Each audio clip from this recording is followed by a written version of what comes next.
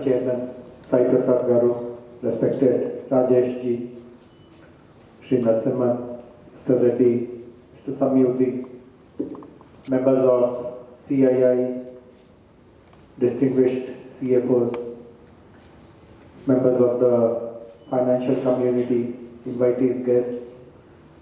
First of all, I would like to convey regrets on behalf of Honorable Deputy Chief Minister and Finance Minister. As all of you know, he was expected to address this inaugural session, but as Chairman pointed out, he had to leave urgently for Delhi. He very much wanted to be a part of this event, show his support and solidarity to CII Telangana, but hopefully there will be some other occasion in the future.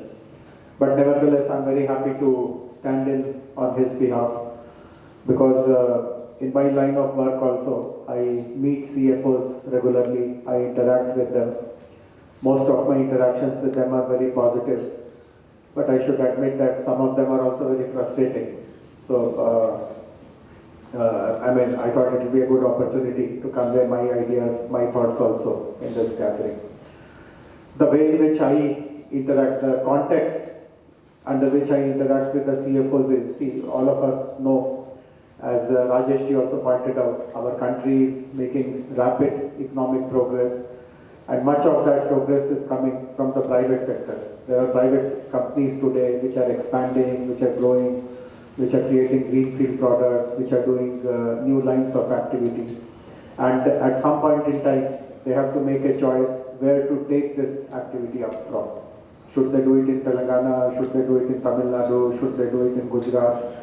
These kind of choices are very important, and CFOs play a very important role in providing inputs which the board or the top management takes into account before making that decision. And it is in this context that I get the chance to interact with lots of CFOs, because typically when they have to take a decision, they also like to evaluate what the state is providing to them. All of us would know that as part of industrial policies, states offer many things, including package of incentives. And typically it is the CFO's task to evaluate whether this package is good or that package is better, what is more attractive, what is more suitable, and so on and so forth. And as I said, on many occasions, I have the responsibility of sitting with the CFO, explaining to him or her what we are offering, how does it compare with something which someone else is offering, and so on and so forth. So, of course, this is not a business negotiation, so I don't want to get into the details of what incentives we provide and how it is considered to be one of the best in the country. But the general point which I would like to tell everyone is that, see, financial advantages are definitely important. It is not to say that incentives mean nothing, we can ignore incentives, and incentives obviously are provided by the government only for one reason, which is to make your project viable right from day one, or make it viable as early as possible. Normally, when you start a new greenfield project, it takes a while for your employees to learn the manufacturing process. It takes a while for the supply chain to settle, logistics to kind of get aligned with what you require, and so on and so forth. And obviously the productivity, the challenges that are faced in the initial days lead to little erosion of the stream of revenues that you would have anticipated. And therefore the incentives that the government provides, that takes care, it provides a cushion, so to say, to take care of some of the shortfalls that you would have anticipated in your balance sheet. That is the only reason. And of course, India is a federal country, there is competition amongst the states, and every state would like investments to come their way, because first of all it creates jobs.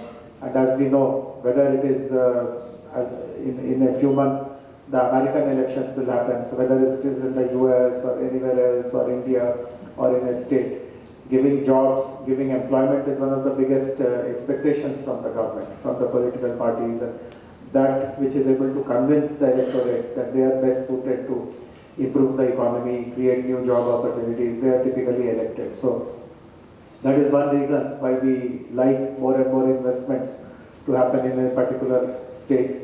One, of course, for jobs, and second, it creates a multiplier effect for the economy. People who invest, eventually they pay taxes in the state, they bring supply chains, they do value addition.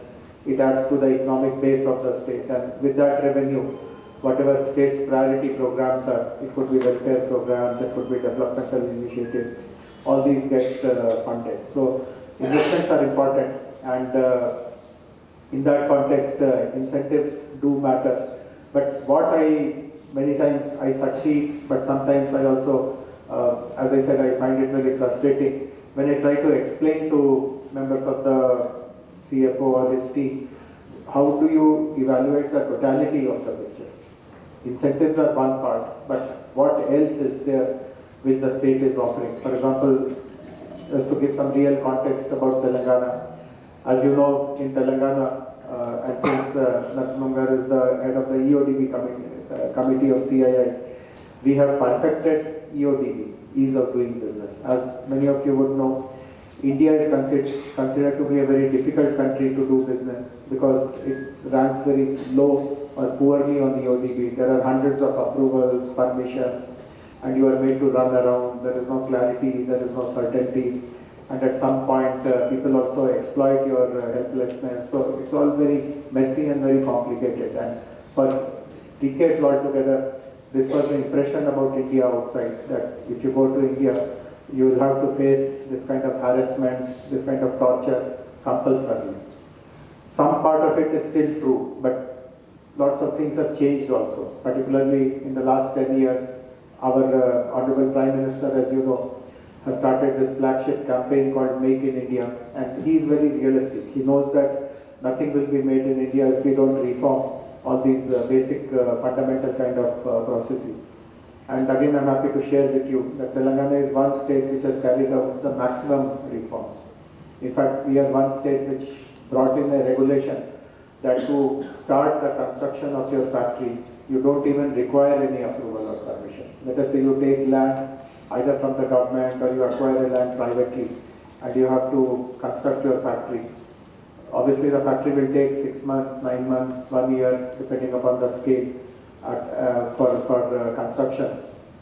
But in Telangana, we have done away with the requirement of taking prior approvals. You take the land today morning, and in the same evening, you can start the construction without any paper, any approval, any permission at all. So some of these kind of reforms are those which will help you. I mean, even in a very well-administered state, the minimum time it takes to get all these papers, etc., sorted out is usually 2 months, 3 months, sometimes even more. In Telangana, we have made it 0. Now, if you are really a very expert CFO, you will factor all these things. What would have taken 3 months somewhere else is taking 0 for me in Telangana.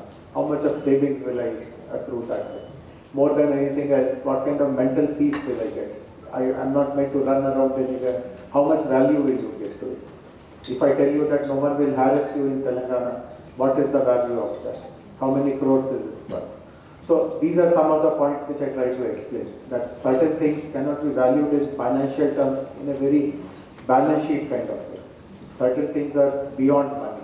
If I tell you, in Telangana, as you know, Hyderabad is roughly in the center of the state, and it has now, after bifurcation, become a smaller and a manageable state. Distances are not very far. More than anything else, we have this outer ring road, which also helps you exit the city in whichever direction you want to. And then there are good roads thereafter also. So even if your industry is far, it is not more than about an hour's commute.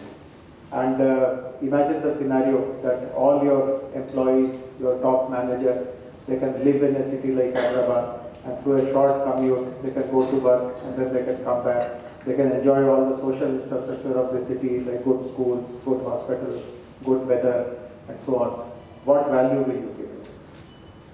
Suppose I tell you that instead of living in Hyderabad, in some other state, you will be living, let us say, 500 kilometers or 400 kilometers away from a big city. Will it not make a difference in the quality of life that your employees will encounter, the quality of life their family members will encounter? What value will you give it? So the point I'm trying to make is that not everything can be valued in a pure financial terms.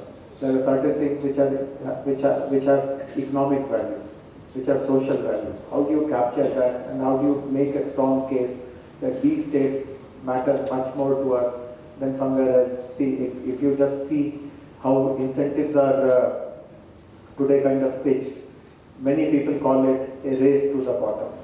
I mean, if I'm giving 100 rupees, someone else will give 150, the third will give 200, the fourth will give 250. In fact, there are some states, I don't want to name anyone, or I don't want to run down any state. There is one state which is even willing to pay the salary of your workers for 5 years, apart from the incentives. But the real scenario of that state is that you can't even survive there for 1 day. So, but you go there just for that temptation that salaries will be paid for 5 years. I don't even have to write a check for salary. The government will pay that. Is that more tempting, or the concern that nothing will happen in that state? Anytime people can attack your factory and burn down everything. Is that a consideration? So let us avoid this race to the bottom. Let us look at things in a more holistic way.